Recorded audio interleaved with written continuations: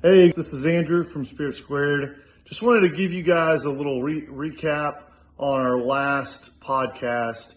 Unfortunately, over the weekend, we had some corruption through the database there on Zoom and on the computer. So we weren't able to save the video. We're freaking destroyed about it. It was one of the best sessions. And obviously, we had a great guest in Kobe. We were able to save about 20 to 25 minutes of the audio. So we're going to get that posted today. So sorry for everyone that we hyped it up with. It was a great conversation. There wasn't a ton of new material that we found out. Obviously, still excited about the expansion and excited about the future winter blend and the lot 200. That we talked a little bit about, and I'm not quite sure. We're going to load everything today and see what we have, but just wanted to come on and say, look, sorry we weren't able to get the first half or more, but we'll post what we can, and then we'll keep chucking along and learn from it. Thanks so much to our sponsors, Red Construction and also Vault Arms and the Humidor. You guys, we're really thankful that you're supporting of us, and just we'll keep checking along. We've got some great guests. We're booked out until September with guests, and looking forward to having a couple live events at the Beckham as well as at the Humidor. So stay tuned. See you later. Because there's only a limited edition. Right. That's it. I do have a problem with Blanco is still strict, Rexado and Añejo. Whatever the color of it may be, there's people that are like, "Ooh, this is lot 63 Añejo. It's very dark. This is epic." Well, we get new barrels every few years. The darker lot is going to come back. Right. It's not going to be that special. It is special because it's Fortaleza, obviously, but it's not going to be as special as a 150, a 100, or a Winterlands. There you go. Yeah. So supply the lands on Winterlands and those special lots, 100% agree, and let them go for all the prices that they can go for. It's going to be what it is. If people are putting a Blanco at $225 for a bottle online, even if it's with a Powerball, which is maybe for the people that don't know, a Powerball is there's 26 numbers. You pay $20 or something or whatever, $20 per number, so that amounts up to 26 times 20. Yeah. Like that happens a lot for Winterlands. But if it's then $2 or no, I got to calculate a little bit.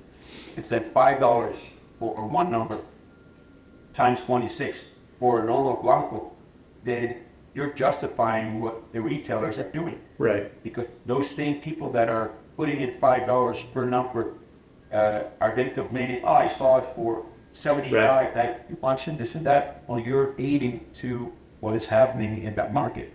And so that is what I'm trying to battle. Is it a lost battle? Probably. Yeah, I think it is. It's something that I still get worked up on. Hell yes. Yeah. Well, you're close to the topic. You're close to it.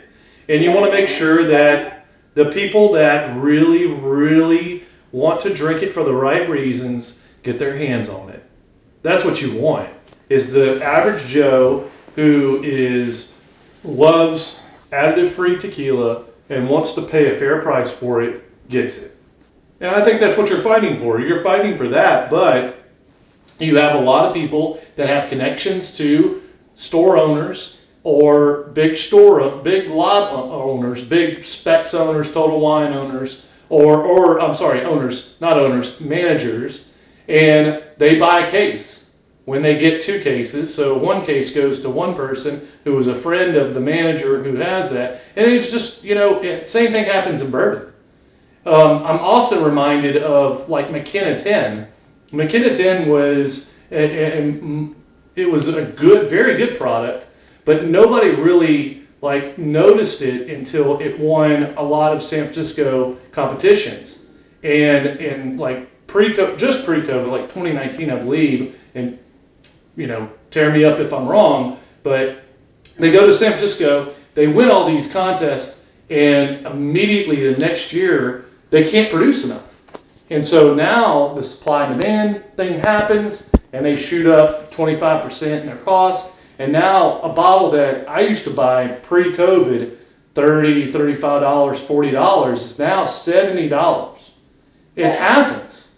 There's a nuance to that because most of the breweries are paid with the column still, and they could produce as much as they like. If they want to have the column still go for 24/7, they can, and they can produce a lot. That is, with bourbon in general, it's an artificial shortage.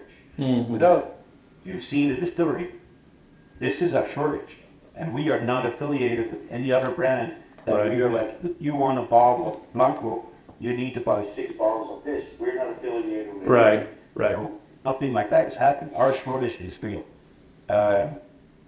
Now, those duck races, those Powerballs, anything that's happening, those are justifying for liquor store owners. And I have no proof in this, but I'm almost convinced that there are liquor store owners that they get their allocation and immediately they go to Facebook pages and Sure.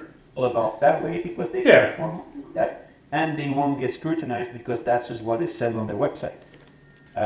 Because if it's on their website at a certain price that we don't agree with, they are in our visor. We see that. We know what's happening.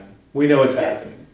So, And because Facebook, you can be so deceptive about who you are, and you can post and be, Duckman1 and have a photo that's just kind of whatever stock photo, and you could be a store manager, and I mean, and then those sites that do those duck races and lottos and things like that, those essentially, and I hate to say it, and I've played them too. You're a degenerate gambler in some way. I mean, you're a gambler. You're gambling. I mean, you're raising up the price, so yeah. I don't want to see you say, "Hey, I saw it in a store at $80, and I think this is outrageous." Right. Well, you're part of the problem. And we saw that really explode during COVID because people were sitting at home, they were working at home, they had nothing to do. We saw new levels of liquor store purchases of all kinds, all brands, everything just exploded. And so you had a lot of people that were sitting at home just buying liquor that they could have shipped to them, or they could buy at the store. I mean, it was a crazy, crazy time. A lot of people tell me, if you're so annoyed by those things, why do you still stay in those groups? For the simple reason that 1 in 10, I get a question at those groups that is a genuine question about performance, and that is worth reading those groups. Yes. Other than that, I've always been someone who's passionate about the products that I like, and especially the products that I'm working for. And I'm passionate about educating and about anything, even something that I'm not paid for. And I mean, I'm not for that. This is a water from Mexico that is Awesome. Our people it's called. I'm not paid by that, but I love it. My kitchen's full of it. Awesome. So I do that with everything that I do, and I like to educate. So Well, that's the teacher in you, though. That's the former teacher in you. And my mom was a teacher, retired teacher, pre-K. So I grew up in elementary school my whole life, pretty much. And then my sister is a professor at one of the universities here in Louisiana. I say here, in a state away in Louisiana. So it's definitely in my blood. That's part of the reason why I manage people. Is I like to balance a little bit of performance plus teaching. It's a little bit of both, so that's a great thing. All right, so now you're going to tell us a lot about distillery expansion. You're going to give us dates. You're going to tell us when things are going to happen, when the other Tahona shows up, all the pot stills. Like, give us the 411. we have the plans, and the plans are there, but we have not started on any expansion yet. It should be across the street from our normal distillery, and it should, if all things are going well, it should bring us to 4 times as much in volume. Okay. Which is not going to solve our allocation as it goes right now. Yeah. So There's still going to be an allocation. We're just going to have a little bit more. But we'll see where we go. And there's weekly we get emails of like these territory states knocking on our door that want to distribute it for Fortaleza. Right now, we have to shut them all down because we don't have it. That's all we do. And we'd rather stick with the territories and the states that we do, and make sure they at least have something that spread it all out really thin, and make sure that nobody has some. Because we are making more tequila than ever right now. Right. But our client base has gone thanks that. Yeah. So there's very little we can do right now, and it is what it is. One of the questions that came up when I, posted that I was having you on the podcast was about how you guys were going to ensure that the same quality was going to happen at the expansion. And they talked a little bit about spreading yeast or sediment to the new Tahona or the new production materials. So our yeast is proprietary. Right, no doubt. We went to a successful transition of all stills to new stills. Nobody found that out in the flavor. Okay. We added another oven. Nobody found out in the flavor. Okay. But the Hona has still been the same. But the Hona will be the same, just bigger. Every 6 years we change our fermentation stills. Nobody finds that out. Okay, got it. So we just go across the street. There will still be the same natural yeast in the air of the trees on our. And you're using the same water. We're using the same water. There's not going to be a difference, not so much. And if there is, we'll work on it. Yeah. But no one here, and no one who works with me as a team, we're not gonna be content with something that is okay. We're gonna be content with something that is this is for us. Yeah. You don't have to be specific. There was a story that I saw a couple weeks ago about a special lot that you guys released, where you guys were paying homage to a friend of the family. The lot was named, or KH at the end. A lot of people were naming it King Henry. It was Fort Henry, who was a close friend to Guillermo, and you guys spread part of his ashes on a field of agave that you guys then cultivated, and then made sure that he received recognition on the bottle. I'm not asking for you. Go ahead. You are close. So it was lot 11 of the still strength KH, King Henry, and the. This is about Henry Besant, and Henry Besant is one of the co-founders of the Tahona Society, which is something that was advocating education on agave spirits in cooperation with Altos Tequila. Okay. So he was English. He passed away a number of years ago, and when he passed, a bunch of friends of him came to our property in the morning, and this was before I was working with Fortaleza. So this was, I want to guess, 2014, something like that, 2015. A bunch of friends came on the property, and they dug a hole with his ashes in it and put an agave and top of it. So that agave came to be one of our biggest agaves on the property. And when it was ripe, we harvested it and we put it in our oven, and we followed that whole batch.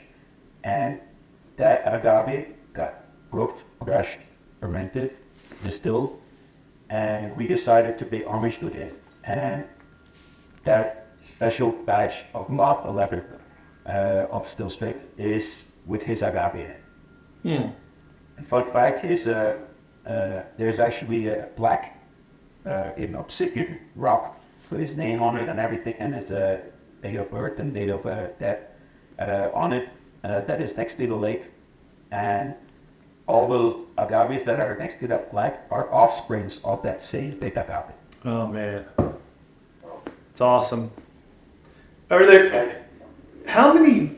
So are there? You don't have to be specific because we already talked about this. But how many unique lots are there that are similar to that are in upcoming production that you can think of? Like, Similar to that, there's none. okay, I would dare to say that every lot of Fortaleza is unique. yes, 100%. Because there's always agaves from different fields. There's a different time of the year. There's different yeast in the air. Every lot is unique. We have what we call a work program, where bartenders come in and work for a whole week. So that is a special lot. We have, and they get to plant an agave in the fields as well. So that agave is a special lot. In that way, almost every lot is a special lot. Yeah. But not to the public. To the public, it's going to be lot 160, Right. 167, and so on. And everybody can have their favorites. And the tequila matchmaker, you can actually, if you want to rate the tequila of us, you could go and you could select the lot. And you could say, this is my favorite lot ever. Well, that's you that thinks that way. Right. That the rest of the world thinks that way. But people always ask me, what's your favorite? And I always say, where's my last? Right. I do know that's a quote that's used very often. Man, we have covered a lot of ground, man. We've done a great job of covering a lot of ground, get some specifics out there. At the end of all my podcasts, I love it to turn it over to my guests and let them appreciate some people that were influential in their path. It's my way of kind of letting them write a thank you note verbally, which doesn't happen much, especially in the adult world. When we get older, it's just harder for us to reflect back and just notice people, whether they've come or gone, that have helped us get to where we're at. And I think it's awesome just to appreciate, and whether you can share this podcast with them or not. Maybe they're tech savvy, maybe they're not, maybe they're somebody who's not with us anymore. I'd love to hear some shout outs from you on some people that were mentors or people that were influential in your path. So I want to start with my mom, because the moment I told my mom, first of all, I'm going to work the Anapar, she grew white. What about your career? What about your education and this and that? When she noticed that I found my place at the Anapar, she was happy. And I saw the same face in her when I said that moving to Mexico. Because as European, we don't know a lot about Mexico. Sure. And stuff like that. Yeah. You basically think everything is still in sepia. But then when she came to visit a few times, she saw that I was well, that was good. So big shout out to my mom for sticking with me and not just calling me back to Europe and saying, you're not doing that. Second thing, obviously Guillermo and his son Billy for everything that they now I'm not going to say give it, but what they presented to me, and made sure that I could be who I wanted to be in this industry, and help them to build Fortaleza as it is right now, but also them helping me into the person that I am right now. So all that, my colleagues Stefano and Mitch, who were there before me and who guided me in this brand ambassadoring role, on being who I am and being the weirdo that I am sometimes, but we are all pretty weirdos, so kind of fits. Who else? There's three friends in Belgium that we've always stuck together no matter where I was, no matter where they are. One of them works in a Michelin star restaurant and always been very savvy about anything that is Mexico and agave. Another one probably has the biggest Pascal collection in Belgium, privately owned. And the third one, anything that has a spirit, he's on it, and he's very, very well known in that world and very savvy as well. So we always stick together and we test each other on questions and helping each other. So those definitely help me in who I've become and where I am right now. And I can say that for everyone that I mentioned right now.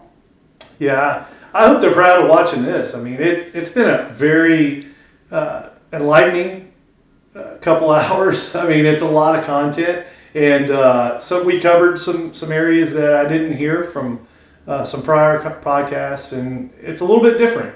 I enjoy hearing about a little bit more of the personal stuff. Speaking of weirdo, you're a Titans fan. What are you thinking about free agency so far? You lost King Henry. Yeah, we did, but I mean, he needed to move. He's old enough. He needs to go get a rig somewhere. So I think she got the best spot ever to possibly get that rig. I think the free agency was a lot of changes for us. We got rid of Vrabel. We got Brian Callahan in.